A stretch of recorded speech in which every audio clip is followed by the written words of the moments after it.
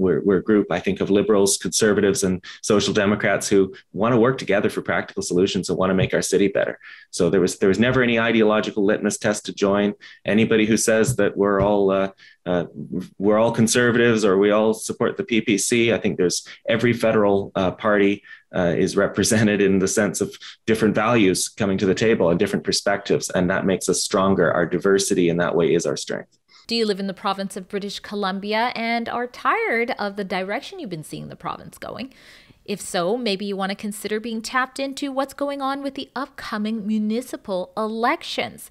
At Rebel News, we have a special website called bcleadership.reports.com, where I've already interviewed some of the candidates running for city council or school trustee in different cities. Of course, I cannot interview them all, but that's a good place to start.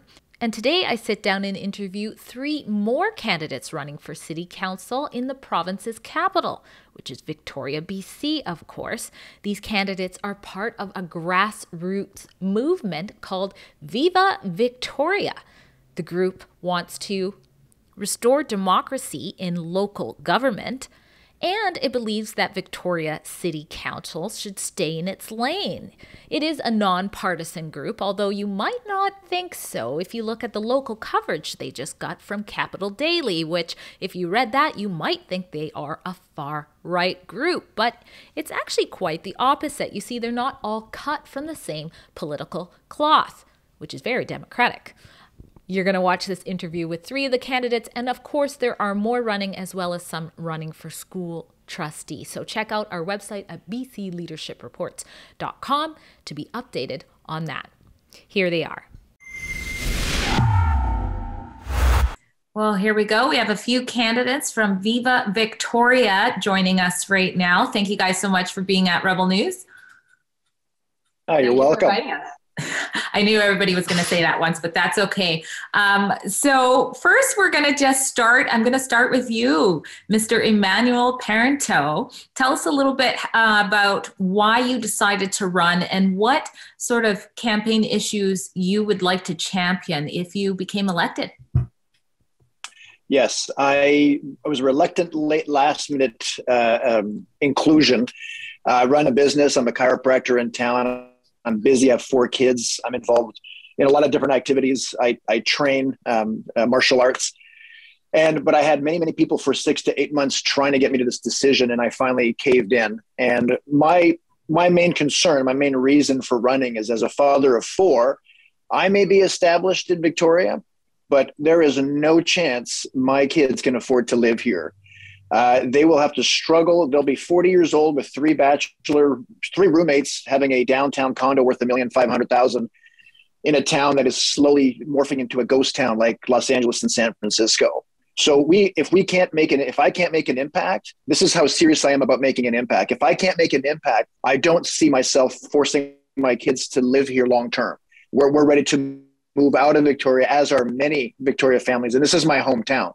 So at this point, the common thread amongst everybody I talk to, and I know a lot of people in Victoria, is this town is not what it used to be, and it's becoming not worthwhile to grind as much as they have to grind to afford to live here. So something's got to change. I'm willing to vote with my feet if it doesn't and leave, but I'm doing this for my family and me, and therefore I'm doing it for every working class guy and family man and entrepreneur and business owner in town. I'm them trying to get into City Hall with our issues at the forefront. Well, those issues definitely speak to a lot of people, not even just in Victoria, but across the province and the country. What about yourself? A very familiar face here on Rebel News. It's Mr. Jeremy Maddock. We've recently done some reports about a case that you brought forward challenging British Columbia's discriminatory vaccine passports. You can check that out. I will link that in the description box below. But tell us, Jeremy, why did you decide to run for council? Well, I have lived in Victoria my whole life. I'm born and raised here.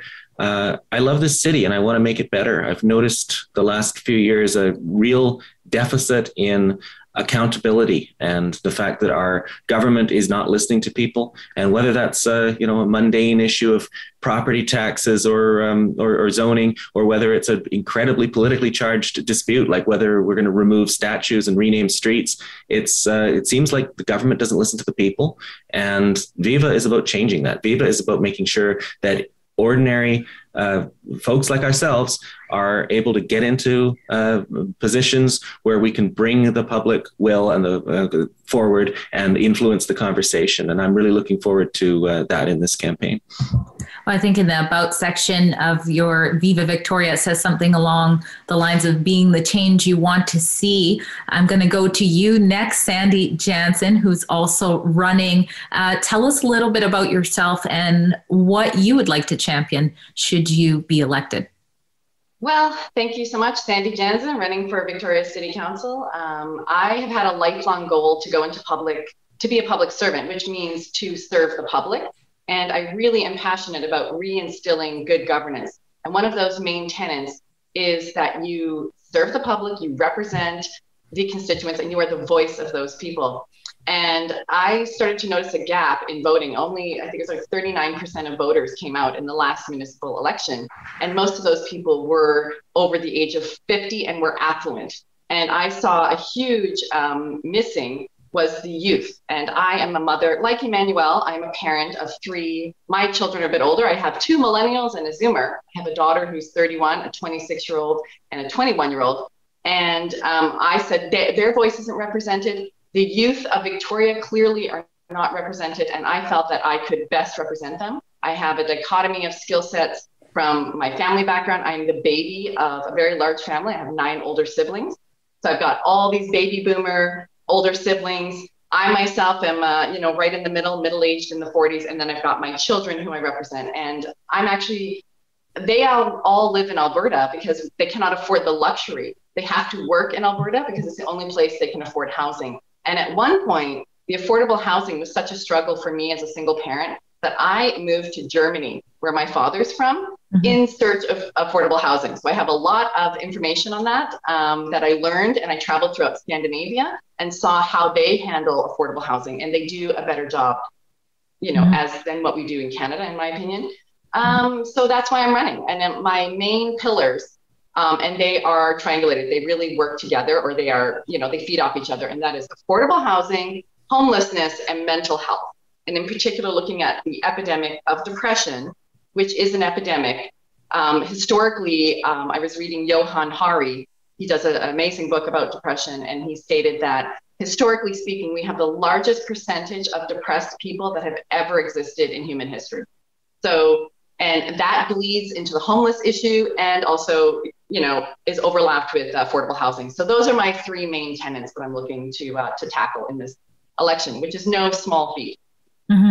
Yeah, I know in Victoria, definitely the issue of homelessness is something that's on the front of concerns there, I would think. What about the whole climate discussion, in some cases a debate? Would any of you like to address sort of your thoughts on that on a municipal level? There's not a ton that the City Council has in terms of its purview or jurisdiction in terms of provincially or federally set carbon emission goals, et cetera. The city did recently levy a ban on any new housing, I think by the year 2025 or 2024, I could be wrong, but there'll be no allowable developments that are not carbon neutral. Therefore, no natural gas build-ins, none of that. It'll be fully electrical housing. Wow. That will not help affordability in my honest opinion, and according to mathematics, the supply of housing will be curbed downwards. At least the affordability will be curbed downwards. It is the cheapest way to power your home is through carbon-based fossil fuels like natural gas, which we have plenty of in Western Canada. So that was a City Council decision. It's within purview of City Council. So in terms of climate issues, I don't believe that we need to do that to burden and exacerbate the homeless or the temporary homeless situation that goes on in this town by sometimes, in some cases, adding 40% development cost to these houses. So I would revoke that mandate by the City Council.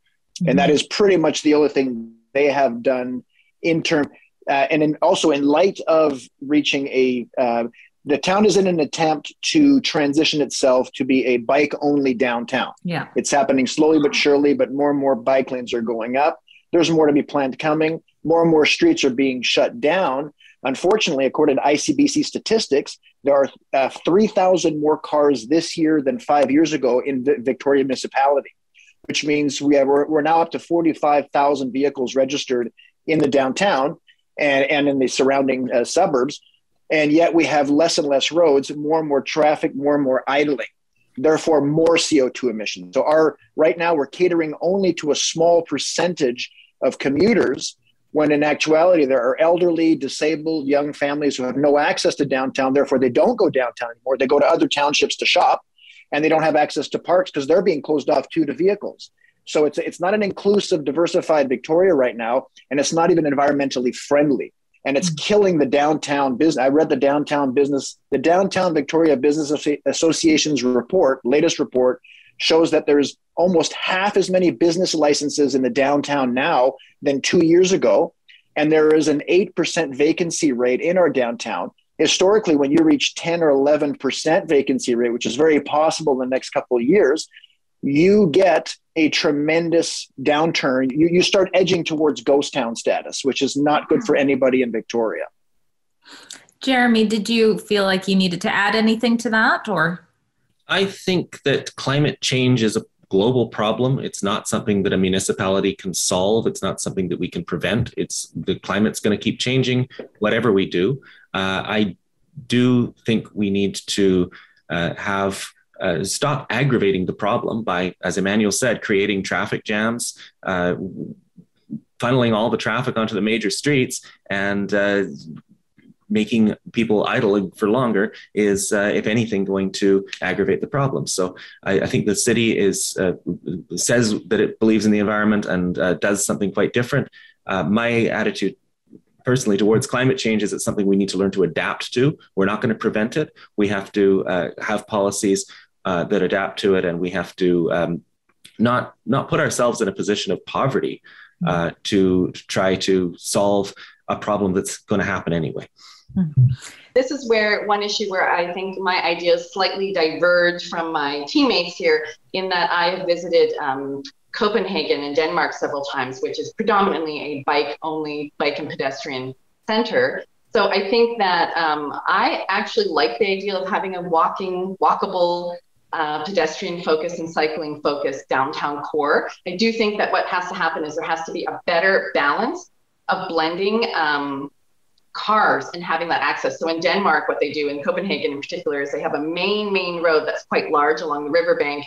And then you can drop off the senior citizens or people with physical disabilities, and then they can enter into the corridor more easily. So they've set that up. So I think we need to find a better solution, better city planning that can incorporate where you can have cars, cyclists coexisting. And I think, which brings me as a good segue, one of the complaints that I've heard from many constituents is that they are unhappy about how the bike lanes were rolled out. They're not unhappy that we have bike lanes and that we're moving into a greener, walkable center core. They just don't think that it's harmoniously blended well, and that they feel that cars, it's almost like an anti-car target on cars, even though statistically most people in Victoria do drive. So I think that that would be one area where maybe there wasn't enough foresight or planning about how to integrate all three components of transportation. And also taking into account accessibility and those that have mobility issues, like seniors and various other different groups. So that would be one area. The second area would be the homeless situation. Many people, that's the biggest complaint that I hear is, again, the voter base in Victoria are not happy with how the current council, and again, I don't want to disparage the current council. Maybe this was a new idea. They wanted to try it out, and you live and learn. So I'm not slinging mud. I'm just telling you what I hear from the voters, and I need to represent what they say. And they're quite unhappy with the hotel situation. I don't know, Drea, if you're familiar with what happened with the city spending millions of dollars, and Emmanuel has the exact figures on that, on these hotels, which ended up being quite, did not reach the goal that they were intended to. It became kind of like drug dens and vectors of crime, essentially. So that was not good. And then the current tent cities that we have now on Pandora Street, which are starting to look like, I've been to downtown San Francisco. It's starting to look very familiar to a downtown San Francisco hellish situation at the moment. Well, I did some reports on a previous tent city that you guys were having. A lot of your constituents, I imagine, were having concerns with as well. I did not know about the hotel situation. I'll have to look into that. One of my main platform focuses has been the homelessness issue. Right now, Victoria has, besides Toronto, Victoria has the highest percentage of population to homeless population ratio. We're at 0.4%, which I think is actually a lowball number, but those are the official statistics. For example, has 0.14, so we're 3 times worse than Vancouver. Right now, the BC Coroner's report, the last one that came out, said that the death rate amongst Victoria's homeless is the highest in the province. StatsCan has our crime severity index in Victoria, by far the highest of all the municipalities in BC. We have a huge issue. Now, what we've done is the province is actually the one that purchased the hotels downtown, $126 million project, which has turned basically, instead of a tent city, these hotels, and I've visited them and I've interviewed shelter workers. These shelters are tent cities with 4 walls and a roof, and far worse happens within them because it's out of sight than what's happened even in some of the encampments. The Beacon Hill encampment was essentially shut down finally last year when a woman was stabbed to death and her body was dumped on Dallas Road. A man burned alive in his truck, and a 15-year-old was sexually assaulted and had their windpipes cracked. So, and the officers who attended that call were also assaulted. So what happens, we call it homelessness, but there's a bit of a misbranding there. What we have, and this is according to the police that I've talked to, is we have a huge criminal influx into the city. It's a very complex issue, and I have a lot of videos coming out on my platform to describe this in nuance.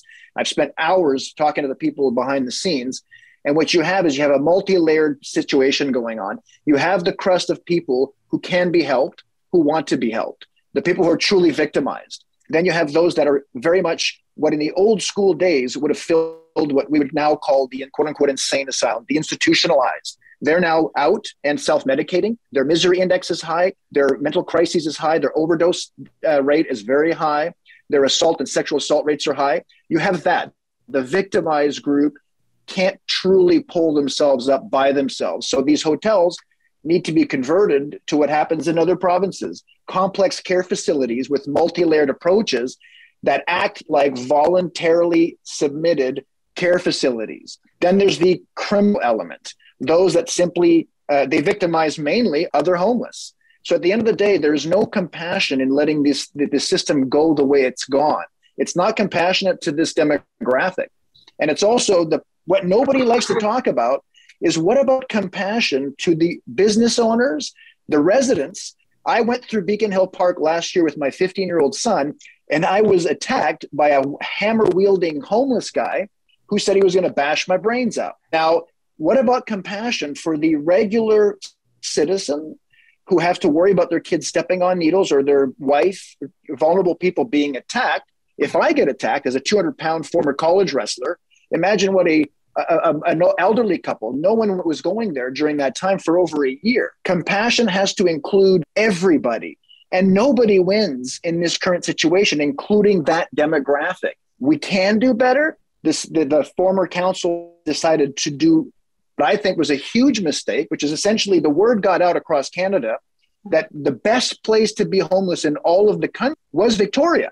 Not only do we have the best climate, which is going to always be a natural draw, but we also had a council that had a laissez-faire attitude. And police officers, shelter workers will tell me people come as far as Newfoundland to get here. So we have to do something to make the word go out that it's no longer a free-for-all to come here, because nobody wins, not even the homeless demographic or the criminal element within it. And certainly not the business owners. In the Downtown Victoria Business Association report, the number one concern of business owners, all top 3 of them, revolve around the homeless issue downtown. Nobody's winning with this. It has to change. It has to.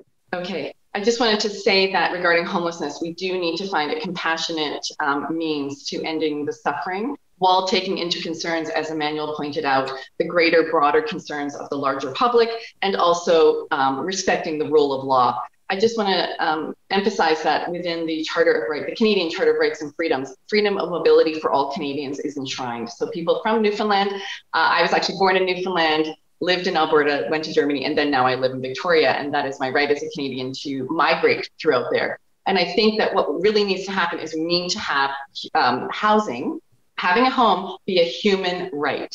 And then if all of Canada adopted this policy and focused on a housing first initiative, and on my website, I will have a very comprehensive plan about how we can collaborate with ACT teams, assertive community treatment teams, along with the police to try to help move individuals out of these inhumane, degrading tent sort of city environments and into, like Edmonton as an example, they moved people into modular homes while community services and the police did assessments about whether people were going in a rehabilitation stream or whether they were going to go into affordable housing.